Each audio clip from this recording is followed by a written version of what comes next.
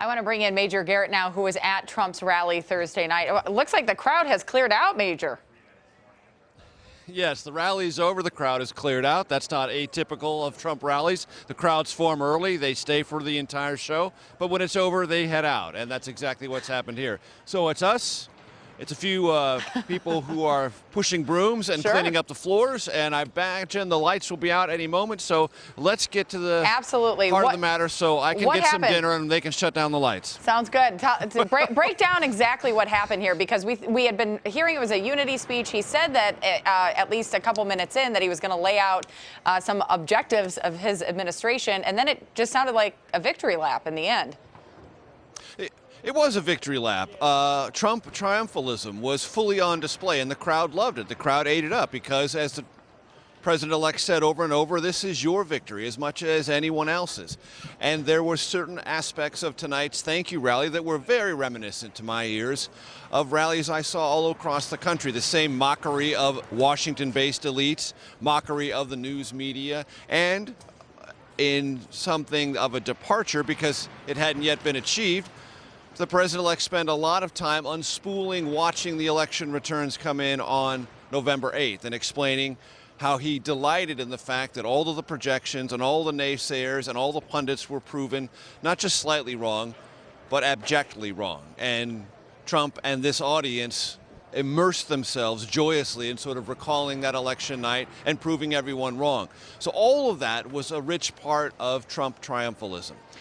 But there were also aspects of tonight's speech that are worth, I think, noting. I think what you heard tonight at the early parts of the speech were contours of an emerging inauguration address where the president-elect said this country's got to come together, Republicans and Democrats have got to work together, and there has to be unity around a common understanding of what America is and not the relentless subdividing of America either into racial groups, sub-interested groups on political ideology, or any other division within the country. That there has to be a common understanding of what unites the country as opposed to a constant dissection, in the president-elect words, of what divides us or separates us.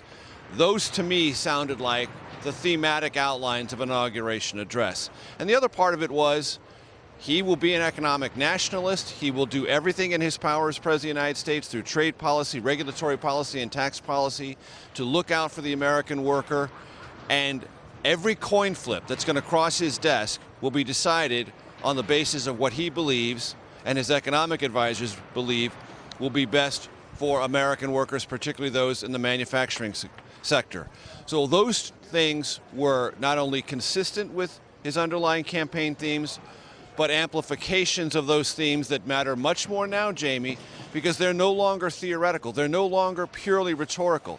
These are now action plans, as the president-elect described them himself. And those are action plans. He is holding these very thank you rallies to build a groundswell of political support so he can use that to intimidate, cajole, persuade, whatever adjective you want to drop in there, once the negotiations with Congress begin. Major, I want to ask you quickly about retired Marine General James Mattis. You had been reporting that he likely was going to be the Secretary of Defense nominee under President-elect Donald Trump. Sounds like that's what's happening, even though Donald Trump kept teasing that the announcement wouldn't be made until Monday. Tell us about him. I liked Donald Trump introduced him as Mad Dog Mattis, but you know, he really has a reputation for being praised for a number of battles, including the one in 2004 in Iraq and Fallujah.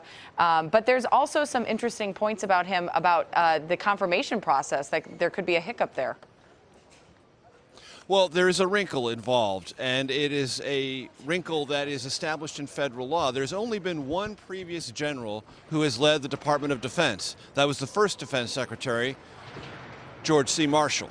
And after that, a federal law was drafted that said, you know, if you're a retired general, it's probably not a good idea for you to lead the Defense Department, because that is historically, and by congressional prerogative, a civilian leading the military. And so the idea has been there has to be a pretty exceptional military leader to lead the Defense Department. So the law currently says if you're a retired general and within 7 years of your retirement, you cannot be the Defense Secretary. unless Congress specifically waives that federal law, which is what will have to happen because General Mattis left the Marine Corps in 2013. For the last week or so, the Trump transition team has been having regular conversations with House Speaker Paul Ryan, but most especially Senate Majority Leader Mitch McConnell on this very topic. This would be in theory, filibusterable item in the United States Senate. So they wanted to make sure that they could not only obtain the consent from Republican leaders in Congress to obtain this waiver, but navigate it through a potential filibuster in the United States Senate. The assurances have been given to the Trump transition team that this can be done, and that was the final hurdle for General Mattis to get the nomination that Trump, somewhat to the surprise of his transition advisors, announced here in Cincinnati tonight. I think those transition advisors are used to surprises, and they should be used to many more coming, Major Garrett. So am I. Thank you so much for joining us. We appreciate the time.